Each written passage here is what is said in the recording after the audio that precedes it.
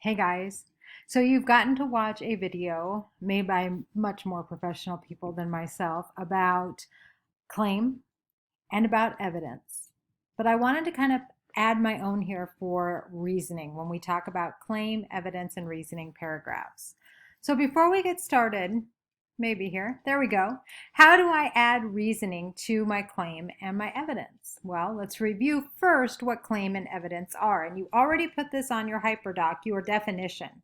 So a definition or the definition of a claim is basically a statement that can be argued with proven evidence. So I'm going to use The Turtle by John Steinbeck as my example. So my example, and this is a rough work, the turtle symbolizes the displaced migrant worker having to endure several obstacles standing in his way. So that's my claim. I've made my claim, I've made my argument. Now I need to back it up with actual evidence. And evidence is where I take specific examples from the text, whether it's a direct quote or a paraphrase that I can refer back to, and I use that to support my claim. So I said Steinbeck emphasizes at the end that the turtle, little by little, the shell pulled over and flopped upright. As the turtle crawled on down the embankment, its shell dragged dirt over the seats. The turtle entered a dust road and jerked itself along, drawing a wavy, shallow trench in the dust with its shell. Okay? All right. So that's the evidence. Now, one important aspect I want you to remember about evidence is that you need to utilize your strong verbs. Do not just say, hey, he said, he stated. I really want strong verbs. So I've given you a list here of strong verbs: acknowledges, emphasizes, suggests, illustrates. Any one of these would be much, much better than simply the author says. Okay? So utilize those strong verbs, and that'll help you move into your reasoning. Now, basically, reasoning is simply explaining how that quote or that paraphrase that you chose applies to your claim.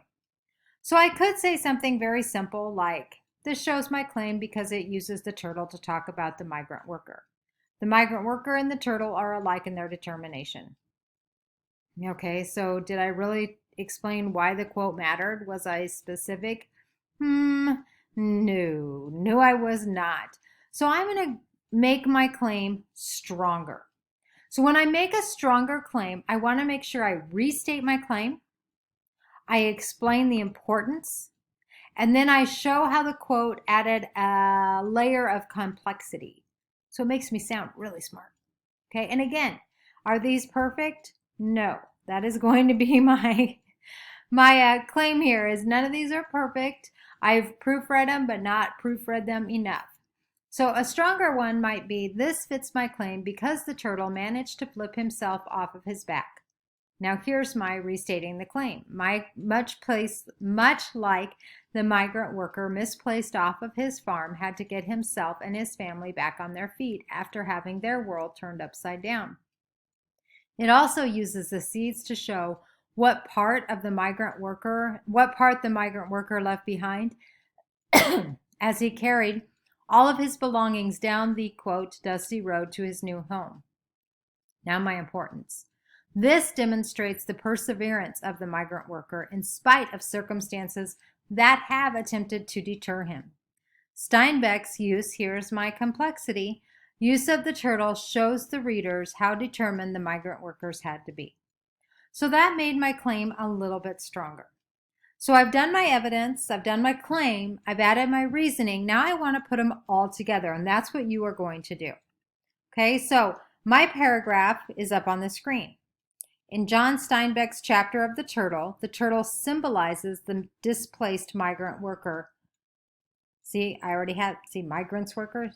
Migrant worker, having to endure the obstacle standing in his way. See, I'm not perfect.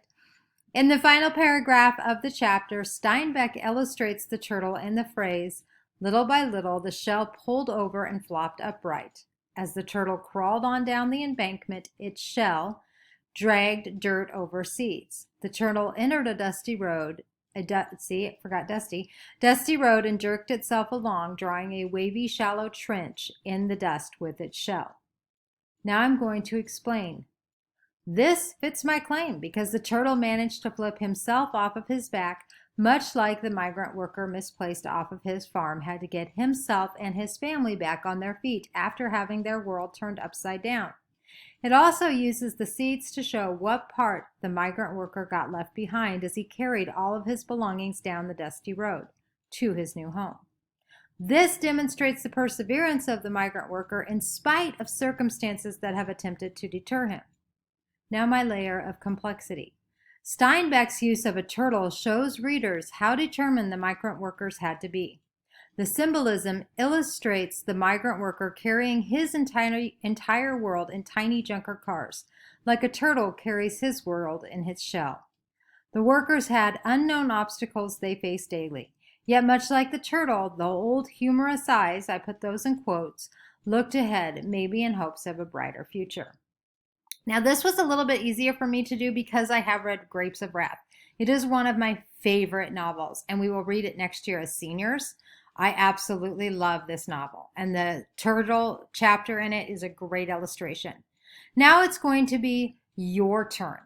You're going to take what you've learned from this hyperdog and write your own CER paragraph. Now, no, you may not copy mine.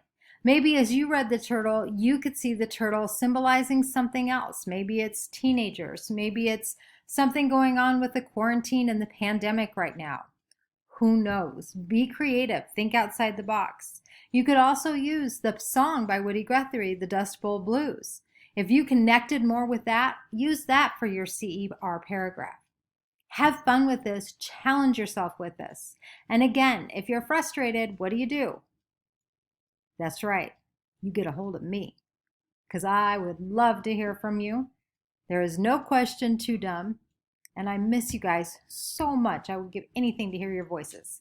Okay? So if we need to meet in Zoom or a FaceTime or whatever, I will do it. Okay? All right. All right. Keep going on the hyperdoc. Finish this puppy up. All right? Love you guys. Bye.